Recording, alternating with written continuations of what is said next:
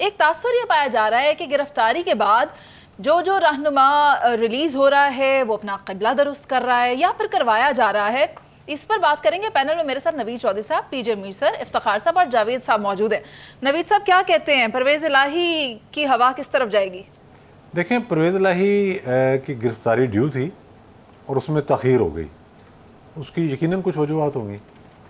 जहाँ तक आपका ये सवाल है कि कोई सियासी वफादारियाँ तब्दील कराई जा रही हैं, तो ये तो ख़ुद सियासी खाना बदोश हैं, बहुत बड़े नए ठिकाने ये ढूंढ रहे होते हैं। अब अगर मिस कैलकुलेशन कहीं हो जाए और उसके नतीजे में नुकसान उठाना पड़ जाए तो और बात है, वरना ये तो ख़ुद तलाश में रहते हैं। परवेज़ इलाही की जो शख्सियत है वो इस पूरे जो एक सवा साल से जो पाकिस्तान में जो बहरान चल रहा है उसमें बोन ऑफ कंटेंशन है बुनियादी तौर पर।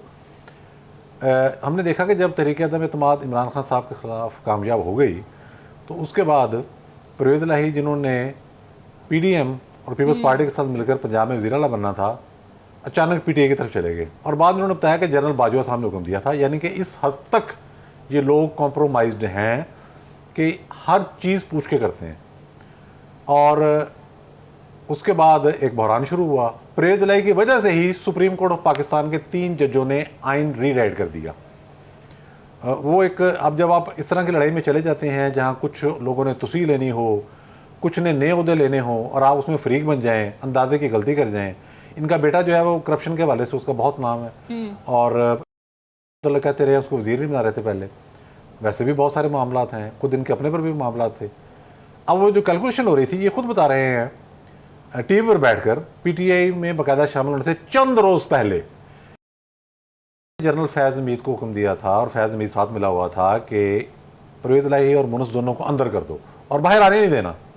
तो फिर मैंने जाके जनरल बाजवा से शिकायत की तो उन्होंने झाड़ा जनरल फैज़ को। फिर ये कैसे गए, किस तरह से ट्रैप हुए, PTI में जाना पड़ गया इनको, एक रास्ता इन्होंने बनाया। तो वो जो एक लड़ाई चल रही थी पावर कॉरिडोर्स के अंदर, उसमें इन्होंने सिलेक्शन गलत कर ली अपने ग्रुप की। ये सियासी खाना बदोश है। मैं फिर दोहरा रहा हूँ, परवेज़ इलाही की जो सियासत है वो ये देख के कि किधर हवा का रुख है उसको तयन करके चलते हैं। कैलकुलेशन की गलती हो जाती है। देखें, इस अरसे में हुई है बहुत सारे लोगों से ना।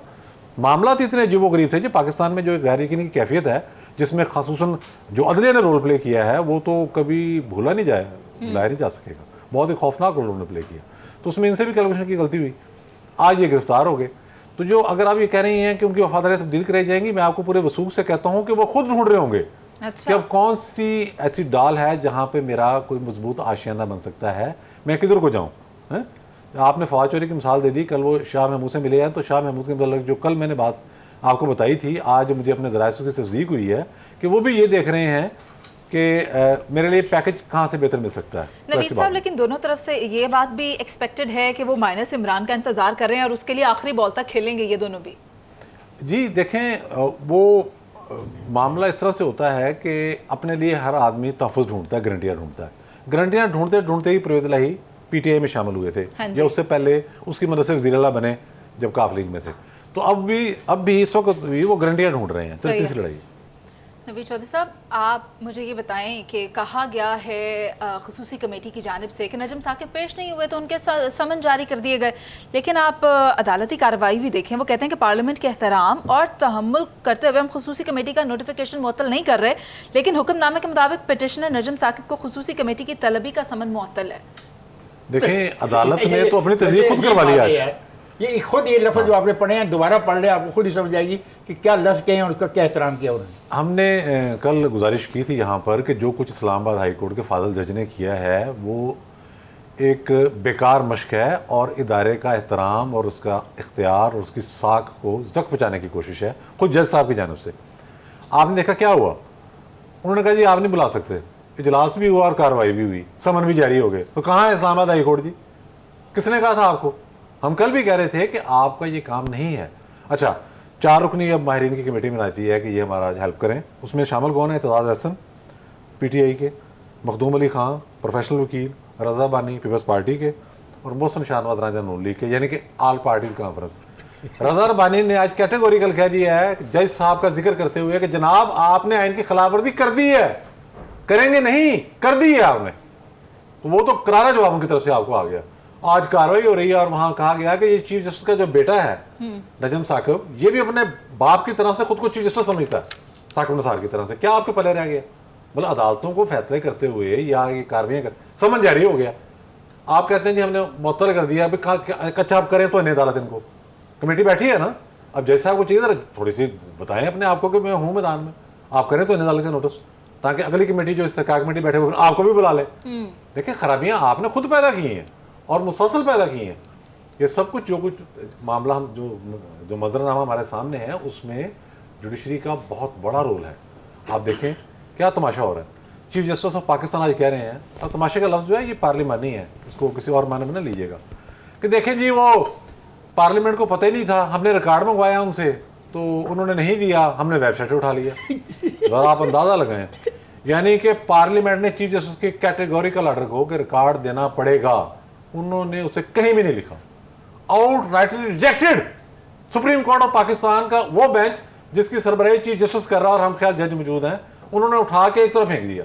और आज वो बता रहे हैं कि जी ओहो हमने तो वेबसाइट से उठा लिया। तो भाई जो आपने ऑर्डर दिया था, ऑर्डर की तमीर हुई?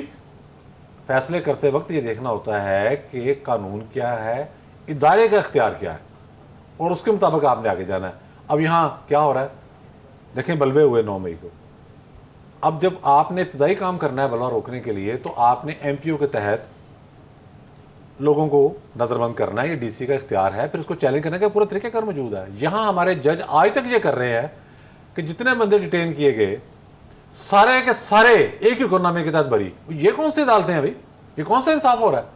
इस तरह के अगर आप गिरोह छोड़ते जाएंगे, अच्छा अगर उन पर 4 ही फ्रेम होना है जिन लोगों को नजरबंद किया गया है, उसके बाद उन पर मुकदमात बनेंगे, फिर 4 फ्रेम होगा और उसके बाद मामला आगे जाएगा। आप पहले के पहले ही सबको छोड़ रहे हैं ताकि वो दोबारा आए ताज़ा दम होकर और नए सिरे से फसाद खड़ा करें। तो जो कुछ जज साहबान कर रहे हैं उसका नतीजा तो सामने आना शुरू हो गया। आज आपने देखा कि जो तकरीब थी उसमें भी बड़े दिलचस्प वाक़यात हुए। शरई अदालत के चीफ जस्टिस ने जो हल्फ उठाया उसमें भी, अब मैं आपको बॉडी लैंग्वेज नज़र आई, फिर जो आज समाअत हुई उसमें भी जो उनका लबो लहजा था वो उसको आप धमकी के सेंस में ना लें। वो तो ये कह रहे हैं कि वो रास्ता ऐसा निकाल लो कि जिसमें हमारी इज्जत भी बच जाए।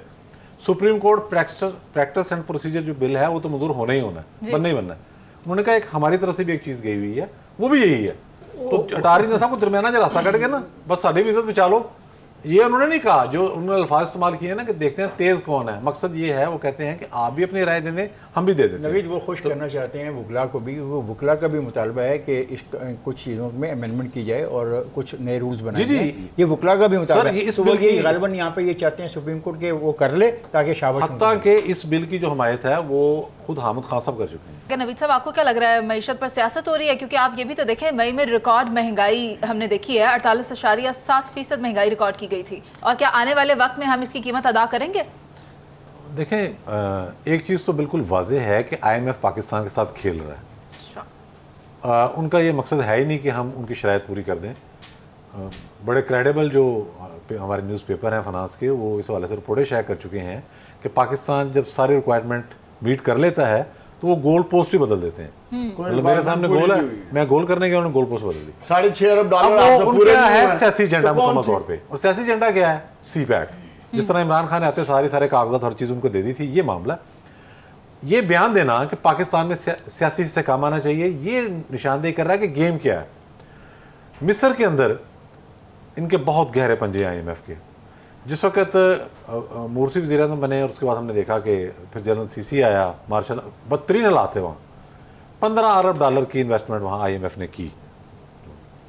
उसके बाद सऊदी अरब ने कहा 2 जजीरे हमें दे दो, हम यहाँ पर काम करेंगे तो उससे आपके लोगों को रोज़गार मिलेगा। वहाँ मुजाहरे शुरू करा दिए गए, हालांकि सऊदी अरब से मिस्र बहुत पैसे लेता है। तो IMF जिस एजेंडे के तहत आगे बढ़ रहा है वो बड़ा क्लियर हो गया अब कि वो पाकिस्तान को कंट्रोल करना चाहता है, अनोखी आग लगाना चाहता है। इस हुकूमत को भी पता है। अब रास्ते इनके पास ज़्यादा नहीं है। उसकी रीज़न ये है कि अगर ये सारे का सारा जो अपना दारोमदार है वो किसी दूसरे ब्लॉक की तरफ करते हैं, चीन की तरफ जाते हैं, तो प्राइम मिनिस्टर फोन क्यों कर रहा है IMF? यहाँ अभी भी खौफ पाया जाता है। नहीं, अगर ये बात है तो IMF के प्रेसिडेंट को फोन क्यों कर रहे हैं? फोन करेंगे, फोन क्यों? आलमी मदद से कटके तो नहीं रहना ना। एक देखें आलमी मालियती शिकंजा है, आप उससे बाहर कैसे रहेंगे? तो ये निगोशिएट करते रहेंगे। मेरे ख्याल के अंदर अब IMF के साथ हमारा मुआहदा होने का इम्कान ना होने के बराबर रह गया। ठीक है। और हुकूमत ने इसको ऑब्जर्व करते हुए जो बाकी शराइत हैं उसको भी ख़त्म कर दिया जब पेट्रोलियम प्राइस उन्होंने गिराई हैं और उसके बाद डॉलर को एक्चुअल पोजीशन पर लाने की कोशिश वो कर रहे हैं, तो उससे ये साबित हो गया कि अब वो IMF की शराइत बहुत ज़्यादा मानने के मूड में नहीं है। ठीक है, मुझे लगता है ऐसे है कि अब हुकूमत पाकिस्तान ये सोचेगी कि हमें जो प्लान बी है वो क्या है। यकीनी तौर पर उसमें चाइना है, उसमें अरब मुबालक हैं, ठीक है, उसकी जाना बढ़ना होगा। और पाकिस्तान के अंदर कौन से स्टेप लेने हैं? 2-3 स्टेप हैं जो अगर ले लें ठीक है, तो बड़ी तेज़ी से बहरान पर काबू पाया जा सकता है। नंबर 1 तो मैंने कई दफ़ा अर्ज़ किया है कि 18 अरब डॉलर की सब्सिडी जो है वो आप ख़त्म कर दें। एक बहरान टैक्स कलेक्शन के मामले जो स्टे आता है उसके लिए आर्डिनेंस लाएं कि अदालतें स्टे नहीं देंगी, ठीक है, और टैक्स कलेक्शन करें। आप देखें जाके, ये मैं सिर्फ फिरोजपुर रोड की आप ले लें, ठीक है, यहाँ एक ताजर के पास इतना पैसा है कि सारे कनाडा में सेटल है और वहाँ कारोबार भी कर रहे ठीक हैं, है। यहाँ भी कर रहे और हैं। आखिरी पॉइंट क्या आप है टैक्स निकाल के देख लें कितना आ रहा है। आखिरी पॉइंट क्या है सर? अदालतों के इख्तियारात भी माली मामलात के बारे से महदूद किए जाएं।